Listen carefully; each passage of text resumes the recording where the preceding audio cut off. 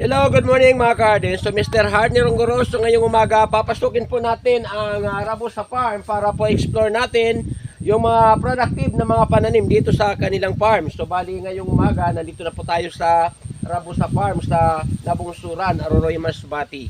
So mga garden, kung kayo interesado sa ganitong uri ng content, tara, samahan nyo ako dahil papasukin natin ang kanilang farm para matingnan po natin kung gaano kaproduktibo ang nasabing farm.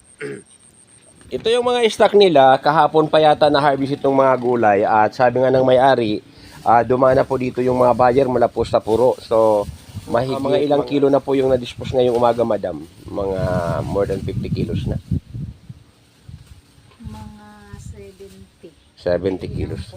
So, yan po. So, yan po mga kahardin, bali ngayong umaga lang. So, bali nakadispose na po sila ng mahigit 70 kilos po na eggplant at inaasahan po na marami pong pupunta dito at isa na nga po ako sa bibili ng mga product nila dito ngayon. Kaya ngayon sasabahan po natin na yung sabi natin trusted caretaker para mag-harvest po ng mga talong. So ibablog na rin po natin yung harvesting activity ni Kuya. Kaya mauuna na po kami doon sa eggplant plantation. Kuya, tara na! Ngayon po mga garden, papasukin na po natin ang Rabusa Farm. So makikita nyo po talaga ang tatabat ang lulusog ng kanilang pananim po na mga pipino. So nandito na po tayo ngayon sa pipino plantation itong Rabusa Farm. Yan, so makikita po natin talagang ang lulusog at napakaganda po ng layout ng taniman nitong mga sabi natin pipino at talagang ang dami po ng bunga, makikita po natin. Yan. Talagang napakaganda po ng paka-layout nitong Rabusa Farm. So, bali itong Rabusa Farm, mga kahardin, isa na po ito sa model farm dito po sa Aroroy. Sapagkat ito lang naman yung pinagkukunan ng hanap buhay ng Rabusa family na kung saan po talagang na sabi natin kumikita po sila ng limpak-limpak na salapi mula po dito sa kanilang garden. So bali ang kagandahan dito, continuous yung production. So dati nung pumunta ko dito, ito ay natamna ng mga ampalaya at ngayon, so bali ito makita natin mga pipino naman po ang nakatanim. So ngayong umaga pupunta po tayo sa kanilang eggplant plantation dahil bibili po tayo ng mga talong. Yan. Pero bago yan, dadaanan na muna po natin yung kanilang pitsay. So, yan po.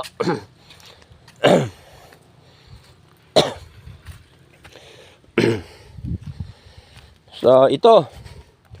Makita po natin yung kanilang pitsay. Yan, so, talagang yun. So, marami. Mga isang linggo pa, talagang harvest na po itong mga pitsay na to. Yan.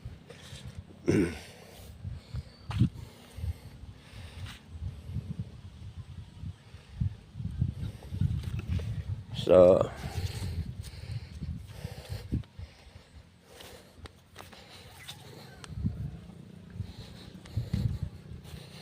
yun.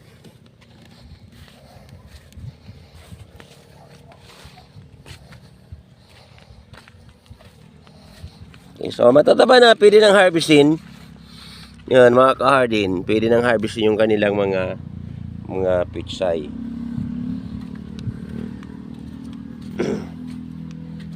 So, yan, maliban dyan sa mga harvestable na pitsay, so yun, makikita po natin. Meron na rin po ng sabi natin mga bagong itinanim uli. Yan. Yan, so bali, meron na naman uli ng mga bagong pananim na pitsay.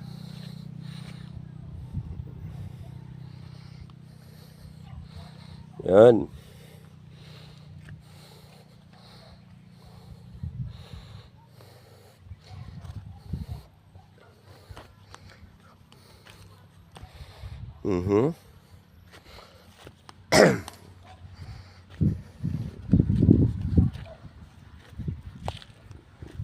At ngayon po, dito na po tayo sa kanilang eggplant plantation. Pupunta na po tayo dito sa eggplant. Na kung saan dito pa lang kinuha yung 70 kilos ng eggplant ngayong umaga.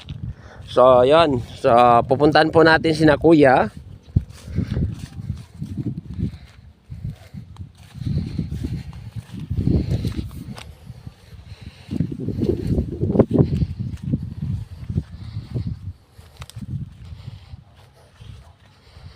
sobrang taba ng pipino.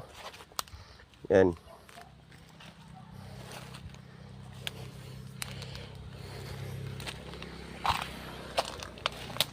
Tataba.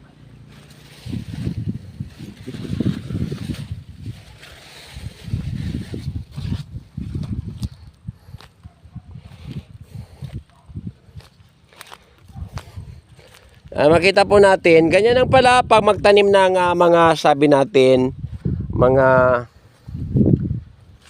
talong. So meron ng malaking space para daanan.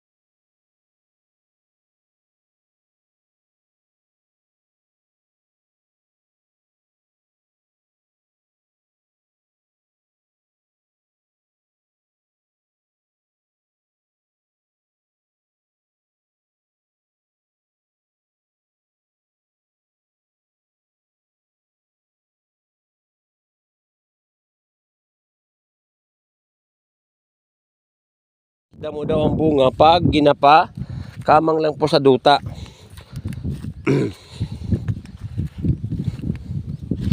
Yan, makita po natin, may mga bunga na talaga oh. So, hada lang. Sitaw plantation. Sulod taan na ininenda, sitaw plantation. Kaya talagang na-impress pa ako sa layout. Oh, napakatibay po sa ninda mga trellising, yung mga pakaputan. So, napakaganda po kaya tunanay po papasukon ininenda tanuman sa latoy.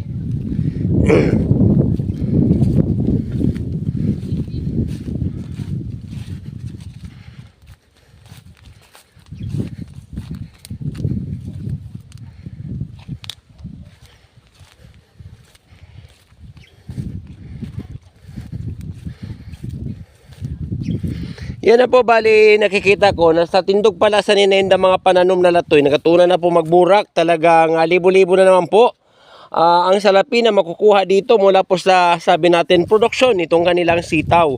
Napakalulusog po ng mga pananim na sitaw dito po sa Rabusa Farm. Makikita po natin talagang may impress ka po talaga yan.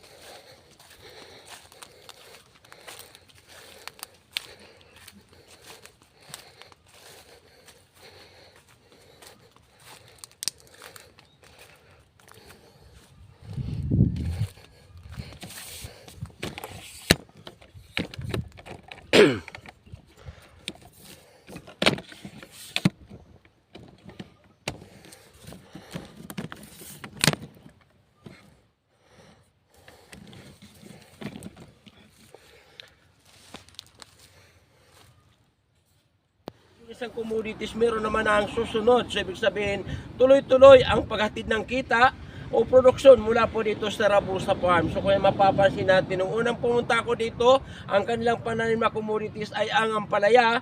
At ngayon po, meron na sila ng, sabi natin, produktibong eggplant plantation. Meron po silang pipino na kumikita na rin. Bago po maubos yung bunga ng pipino, ito naman yung sitaw, ang susunod na magiging source ng, sabi natin, production ng nasabing farm.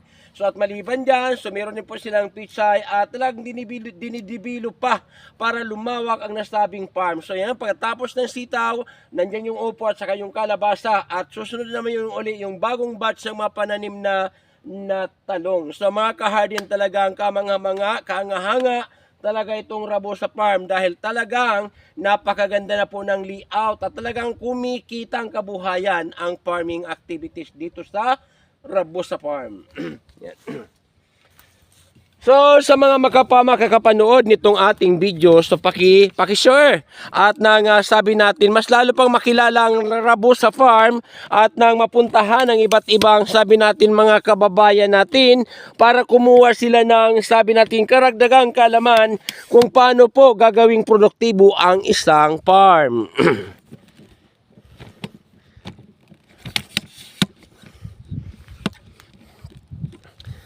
So, yan po mga kahardin, hindi po tayo dito alis sa Rabusa Farm hanggat hindi ko po nakukuha yung lahat ng magagandang videos o spot dito po sa kanilang farm.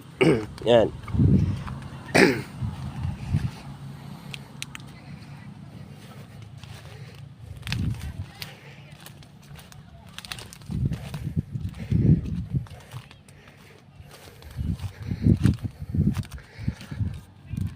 So mga kahardin, kung nagustuhan nyo yung ating video para po sa umagang ito, paki-like and share at mag-iwan na rin po ng comment. Pwede po kayong magtanong dito sa ating comment section kung ano yung mga sekreto na ginagawa nitong Rabusa Farm para po yung kanilang farm ay maging produktibo. So pwede po natin kapanayamin ang may-ari ito para po kayo ay magkaroon ng idea kung paano po nila sinusustain, minimaintain at pinapangalagaan para maging produktibo itong kanilang farm. Makikita po natin yung mga bagong harvest po na talong. So bali, average po na harvest nila bawat araw ay mahigit 100 kilos ng talong. Sabi po ni Kuya kanina, pwede mag-harvest ng 7 sako ng talong. So sa isang araw. So yun po talagang napakarami pa po ng mga i-harvest na talong doon sa kanilang eggplant plantation mga ka-harden. So mga ka-harden, kung nagustuhan nyo yung ating content para po sa umagang ito, paki-like and share at mag-iwan na rin po ng comment. At pakisundan po ako sa aking YouTube channel at Hard ni Rongoros, sa aking Facebook page at George T. Rapsing Farm at sa aking Facebook account at George Tobio Rapsing. So maraming salamat sa inyong panonood. Kita-kita tayo ulit sa susunod na mga bidyong aking i-upload. Kung meron kayo ng gusto nga sabi natin mga katanungan tungkol pa sa sekreto ng may-ari nitong paano po nila inalagaan, minimintin at talagang minimintin na maging produktibo yung kanilang farm. So bali, type lang sa ating comment section dahil magkakaroon tayo ng susunod na segment na interviewin po natin yung may-ari nitong farm. Kung gaano na po kalaki yung kanilang investment, gaano yung kanilang kapital, at gaano naman yung nagiging income pagkatapos po ng yan, sa susunod na po yan ate. So, yan, iikot po natin, i-rotate natin yung ating camera para makita po natin talaga ang kagandahan nitong Rabusa Farm.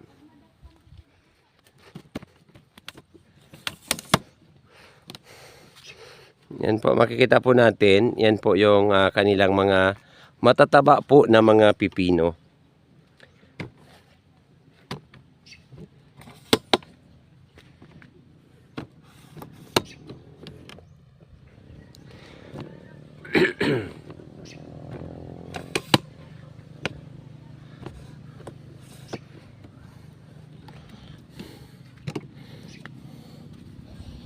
So, kakatapos lang siguro mag-harvest. So, yon dito sa kanilang pipino. Kasi araw-araw talaga mayroon ng bumibili dito sa kanilang farm.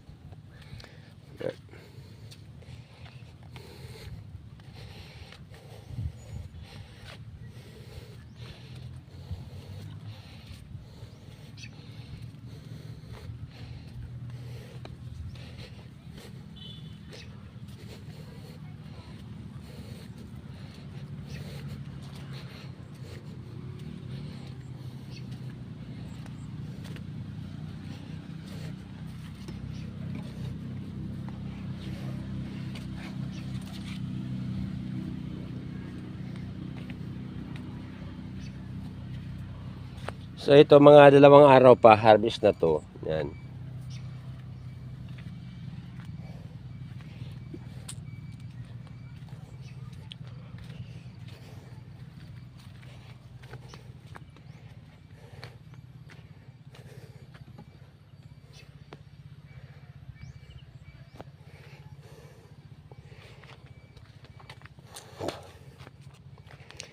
At ngayon, dito po tayo sa kanilang pichay. Yan.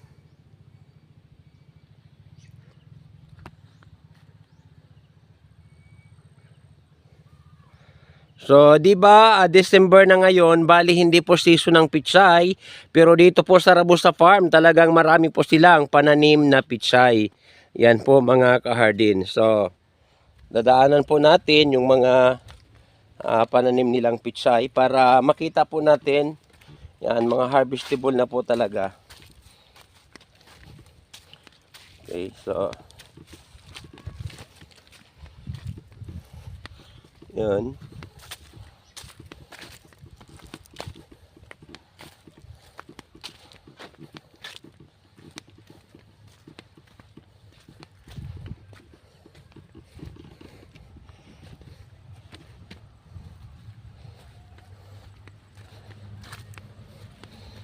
Ito lang naman ang sabi natin mga commodities dito po sa Rabusa Farm.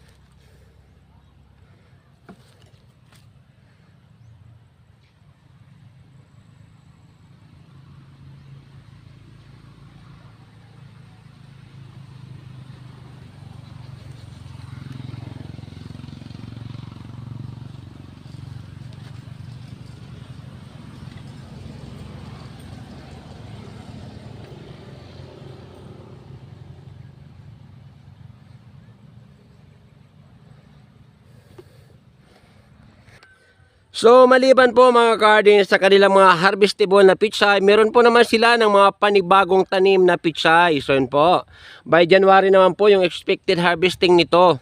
Yan, makikita po natin. Dito po talaga sa Rabusa Farm, tuloy-tuloy po ang production. So yan, makikita po natin. So, maliban po doon sa mga malalaki ng pichay na harvestable o pwede nang i-harvest ngayon, meron naman po sila ng mga panibagong pananim na pichay na kung saan ito naman yun ay expected na i-harvest nitong darating po na January. So, yun po talagang dito sa Rabusa Farm, tuloy-tuloy po talaga ang production. So, yun po, ganyan po katindi kung paano minamanage itong Rabusa Farm. Yan, ngayon po dadako na tayo sa eggplant plantation.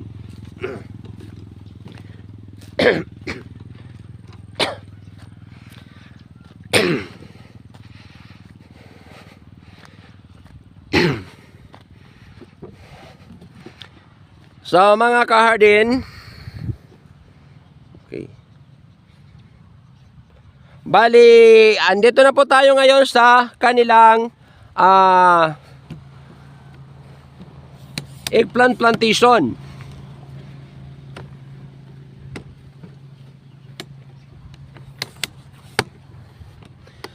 So parang nakita ko na yung kanilang eggplant plantation ay more or less mga 300 square meter. So ganyan po talaga kalaki pala itong kanilang sabi natin taniman ng talong.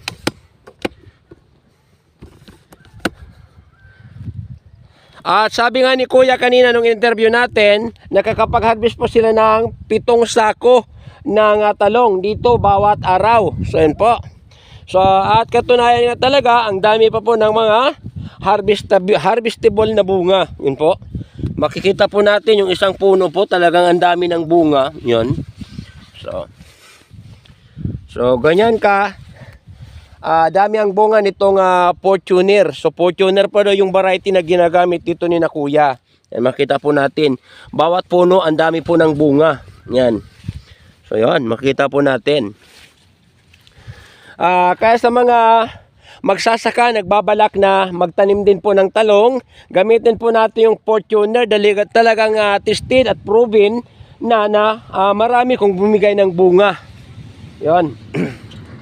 So, dito ngayon, mag-explore lang ako sa farm. So, yan, ipapakita lang natin yung kanilang eggplant plantation. So, doon sa unahan kanina sa bukid, doon, bali matataba doon yung mga pananim. So yung dito sa baba, medyo mahina yung tubo dahil po ito ay sinalanta ng bagyong Christine.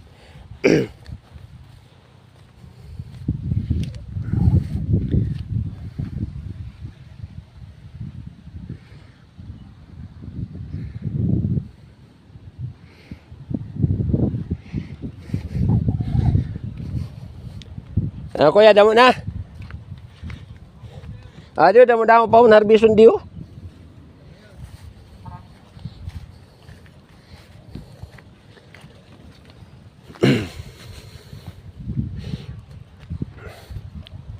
Nakausad na ka mo sa ako? Awara pa ka-deliver pa to? So. May naghulat pa nga dito man usad na buyer pa.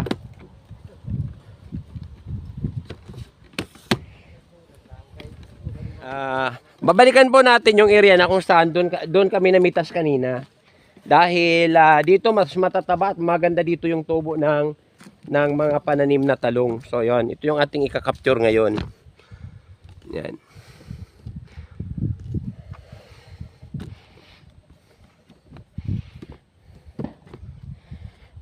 Okay, so yan.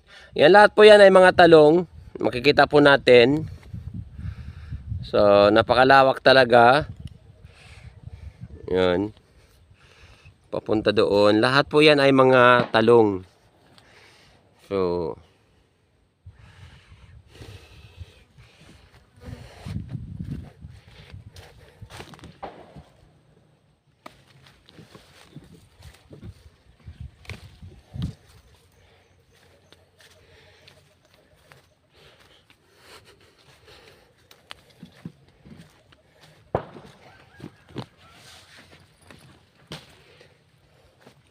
Yun, nag-harvest na rin po tayo.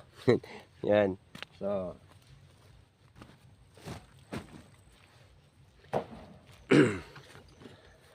yan po, hanggang doon sa taas, makikita po natin lahat po yan talong. Yan.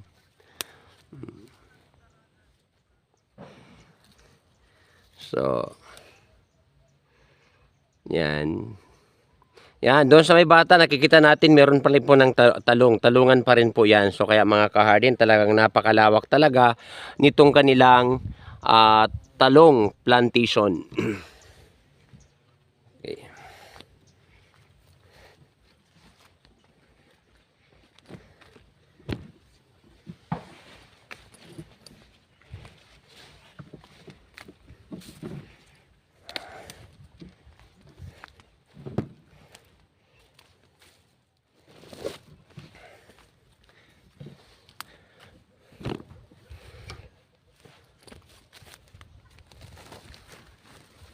Ngayon, dadalhin na natin to mga kahardin. So, ito, yan.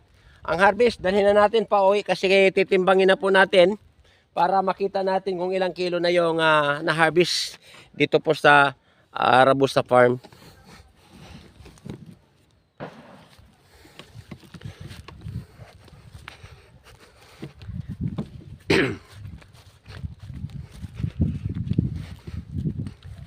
Yan yung anak ng may-ari, ang sipag magpitas ng bunga ng mga talong. Yan. Adi kuya, may madarag ko pa diyo.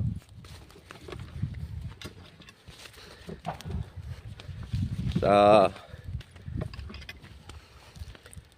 yan, pauwi na po tayo, pero dadaanan po natin yung kanilang mga taniman po ng kalabasa at ng kanilang taniman ng upo.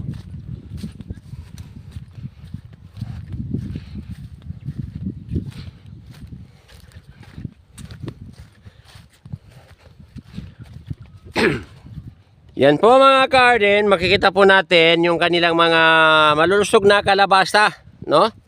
Malawak-lawak din po.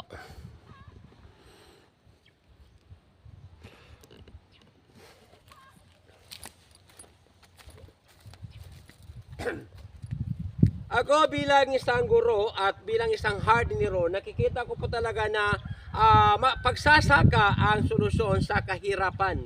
So pag masipag ka lang, kaya mo mabuhay at kaya mong sabi nating mabuhay ng mariwasa. So yan po, tulad po ng nalalasa po nararanasan itong Rabusta Farm o yung pamilya o may-ari itong Rabusta Farm, dahil ito lang naman yung kanilang sources of income na nakakapag-aral ng mga pito nilang anak nang hindi nahihirapan.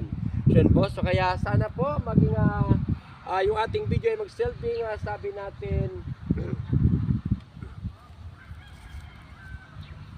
o yung Rabusta Farm ay magsilbing modilong farm para sa nakakaraming magsasaka. So dito, sipag at tiyaga, diskarte at determination ang kailangan para po masustain natin yung productivity ng isang farm. So dito, ginagamit po nilang strategy na sabi natin staggered planting. So ibig sabihin, sunod-sunod yung harvesting. So hindi nila ginagawa yung magiging stagnant yung isang commodity. Ibig sabihin nun, pagkatapos ng isang commodity, so saka pa lang magtatanim dito, hanggat may namumunga, meron silang tinatanim. Bago mamatay yung mga namumungang pananim, meron na naman po ulit ng mga panibagong pananim na magbibigay ng produksyon. So ika nga parang relay cropping, yung pinapractice dito sa Rabusta Farm. Kasi nung unang pumunta ako dito, yung kanilang productive commodity ay ang ampalaya. At pagkatapos noon, yung talong, gaya ng inaasahan natin ngayon, wala silang ampalaya. Meron sila naman ng very productive na talong at meron ng pipino. At pagkatapos ng pipino, susunod na naman ang mga sitaw, susunod si upo at saka itong mga kalabasa, bago na naman susunod uli yung produksyon nitong si ampalaya. Ganyan katindi ang pagpaplano kung paano i-manage itong Rabusta Farm. So talagang salute po ako sa may-ari nitong farm. So very good job, well done. So to the both of you, so Mr. and Mrs. Rabusta, so may salute to both of you. So yan, so dadako na po makikita po natin mula dito. So hanggang doon sa dulo, yan makikita natin hanggang doon sa dulo. So hanggang doon. So, yan. So, bali, lahat po yan ay kalabasa. Yan po, ganyan po talaga katindi. Yan po. So, ang lulusog pa naman ng mga kalabasa, oh.